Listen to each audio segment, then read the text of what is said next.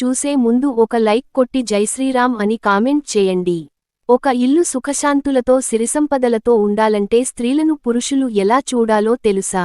మహాభారత కథలు మహోన్నతుడు భీష్మ పితామహుడు మహాతపస్వి అయిన భీష్ముడు పితృభక్తి పరాయణుడు.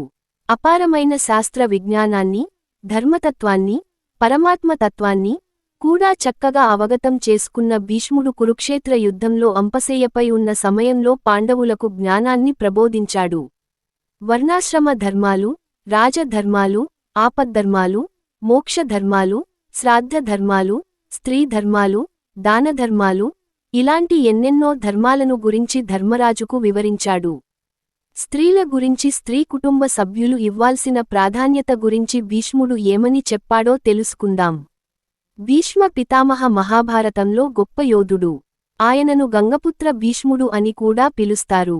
భీష్ముడి అసలు పేరు దేవవ్రతుడు మహారాజు శాంతనుడు. గంగాదేవి కుమారుడు. హస్తినాపురానికి మొత్తం రక్షించే బాధ్యత అతని భుజాలపై ఉంది. మహాభారత యుద్ధంలో కౌరులు పక్షాన నిలిచి యుద్ధం చేశారు. ఇచ్ఛా మరణం వరం పొందిన భీష్ముడు అర్జునుడు వేసిన బాణాలతో అంపశయ్య మీద ఉండి కురుక్షేత్ర యుద్ధాన్ని, అధర్మంపై ధర్మం సాధించిన విజయాన్ని వీక్షించాడు. ఇలా అంపశయ్య మీద ఉన్న సమయంలో భీష్ముడు యుధిష్ఠుడికి రాజ్యపాలన, మనిషిగా జీవించే విధానం వంటి అనేక విషయాలను చెప్పాడు. ధర్మరాజుకి భీష్ముడు మహిళలను ఎలా చూడాలి అనే విషయానికి గురించి ప్రత్యేకంగా చెప్పాడు. అవి నేటికీ ప్రతి ఇంట్లో పాటించాల్సిన నియమాలు అని పెద్దలు నమ్మకం. స్త్రీలు గురించి భీష్ముడు చెప్పిన విషయాలు ఏమిటంటే, స్త్రీని సంతోషంగా ఉంచండి. భీష్ముడు యుధిష్ఠిరుడికి స్త్రీను ఏ విధంగా చూడాలి, ఏ విధంగా గౌరవించాలి అనే విషయానికి గురించి చెప్పాడు. ఎక్కడ స్త్రీ సంతోషంగా ఉంటుందో ఆ ఇంట్లోనే లక్ష్మీదేవి నివసిస్తుంది. స్త్రీ సంతోషంగా లేని ఇల్లు, స్త్రీలకు గౌరవం ఇవ్వని ఇంట్లో పేదరికం రాజ్యమేలుతుంది. ఏ స్త్రీనైనా గాయపరిచిన లేదా కఠినమైన మాటలతో స్త్రీని ఇబ్బంది పెట్టిన, మానసికంగా బాధించిన ఆ ఇంట్లో దేవతలు నివసించరు. స్త్రీ పట్ల గౌరవం తమ ఇంటి స్త్రీలను మాత్రమే కాదు, సమాజంలో ప్రతి స్త్రీకి, ప్రతి చోట గౌరవం లభించాలి. స్త్రీ హక్కులు ఎప్పుడూ ఉల్లంఘించకూడదు. స్త్రీలను గౌరవించే ప్రదేశంలో ఆమె సాధికారత పొందుతుంది. యత్ర నార్యస్తు పూజ్యంతే రమ్మంతే తత్ర దేవత.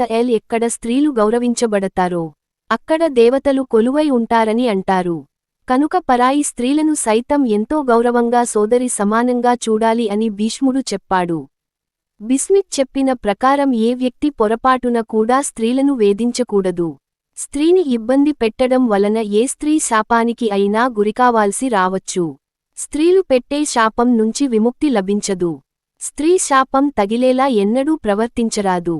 శస్త్రీ కంట కన్నీరు పెట్టవద్దు. స్త్రీలను చేతులతో కానీ మాటలతో కానీ కన్నీరు పెట్టించవద్దు. స్త్రీ దుఃఖం ఎల్లప్పుడూ విధ్వంసానికి కారణం అవుతుంది. స్త్రీ కన్నీరు పెట్టిన ఇంట్లో సుఖశాంతులు ఉండవు.